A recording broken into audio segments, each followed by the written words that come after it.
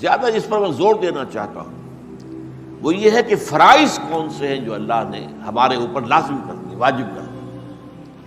اب ان کی فہرست بنائی جائے تو بہت طویل ہو جائے گا۔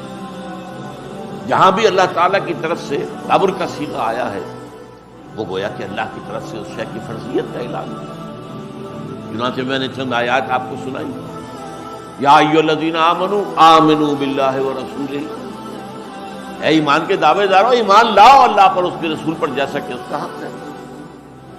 پھر آپ کو معلوم ہے ارکان اسلام میں سے دو جو ہیں ان کا تو بار بار ذکر آتا ہے، اقیموا الصلاۃ وآتوا الزکاۃ، نماز قائم کرو اور زکوٰۃ ادا کرو۔ پھر نماز میں سے خاص نماز کا ذکر ہے جس کے لیے ہم جمع ہیں، اذا نودی للصلاۃ من یوم الجمعۃ فاسعوا الی ذکر اللہ وذروا البیع۔ اسی طریقے سے روزے کے بارے میں فرمایا، شہر رمضان الذی انزل فیہ القرآن ھدی للناس وبینات من الھدی والفرقان فمن شہد منکم الشہر فلیصم۔ جو بھی یہ مہینہ پائے اس میں اس کے روزے رکھے، ہاں اس کے بعد رعایت ہے اگر بیمار ہے یا سفر پر ہے تو قضا کر سکتا ہے لیکن تعداد پوری کرنی ہوگی۔ وَلِتُكْمِلُوا الْعِدَّةَ وَلِتُكَبِّرُوا اللَّهَ عَلَىٰ مَا هَدَاكُمْ۔ حج کے بارے میں فرمایا، وَلِلَّهِ عَلَى النَّاسِ حِجُّ الْبَيْتِ مَنِ اسْتَطَاعَ إِلَيْهِ سَبِيلًا وَمَنْ كَفَرَ فَإِنَّ اللَّهَ غَنِيٌّ عَنِ الْعَالَمِينَ۔ اللہ کا حق ہے انسانوں پر، اپنے بندوں پر، کہ وہ اس کے گھر کا حج کریں اگر استطاعت رکھتے ہو سفر۔ لیکن اگر کوئی استطاعت رکھنے کے باوجود نہیں کرے گا تو گویا کہ وہ کفر کا مرتکب ہوگا۔ تو اللہ تعالیٰ کو کوئی پرواہ نہیں ہے ان لوگوں کی کہ جو اس کے احکام کو توڑ رہے ہیں، وہ اللہ کا کچھ بگاڑ نہیں رہے، اپنا بگاڑ رہے ہیں۔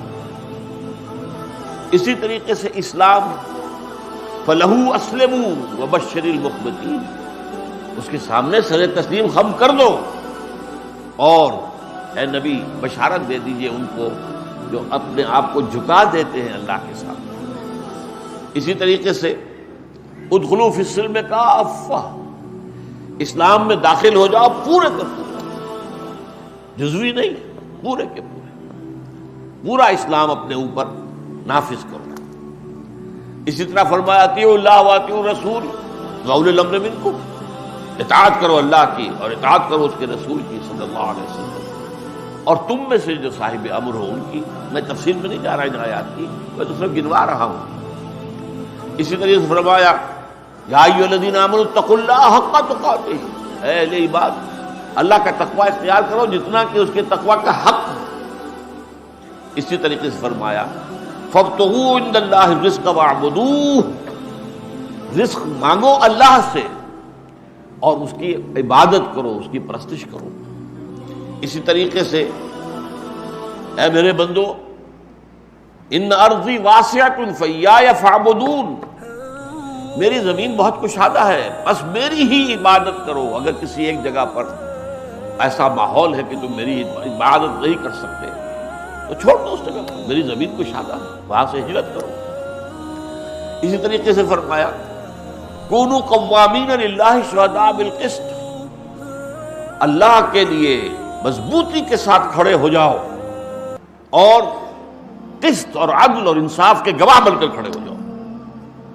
یہی مضمون ذرا الٹی ترتیب کے ساتھ آیا ہے، یہ تو سورہ نساء کی آیت تھی، اور سورہ مائدہ میں فرمایا یا ایھا الذین آمنوا کونوا قوامین بالقسط شہداء للہ، اے ایمان والو عدل اور انصاف کے علمبردار بن کر کھڑے ہو جاؤ اور اللہ کے حق میں گواہی دینے والے بن جاؤ۔